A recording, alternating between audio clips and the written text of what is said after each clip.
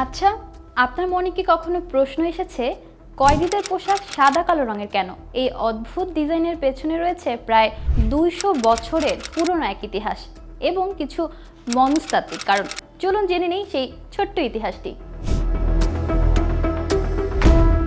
1820-এর দশকে আমেরিকায় এই প্রথা শুরু হয়। তখন একে বলা হতো শেম স্যুট বা লজ্জার পোশাক। এমন অদ্ভুত পোশাক পরিয়ে রাখা হতো যাতে কয়েদিদের মধ্যে হীনমন্যতা তৈরি হয় এবং তারা বুঝতে পারে যে তারা সমাজের মূল ধারা থেকে আলাদা এবং অপরাধী। প্রথমেই বলছিলাম এই পোশাকের ইতিহাসের পাশাপাশি কিছু মনস্তাত্ত্বিক কারণ রয়েছে। এর প্রথম কারণ সহজে চিনে ফেলা। ডোরাকাটা পোশাক সাধারণ মানুষের পোশাকের চেয়ে একদম আলাদা। যদি কোনো কয়েদি জেলখানা থেকে পালিয়ে যায় তবে সাধারণ মানুষের ভিড়ে সে যাতে সহজেই নজরে পড়ে সেজন্যই এই ব্যবস্থা।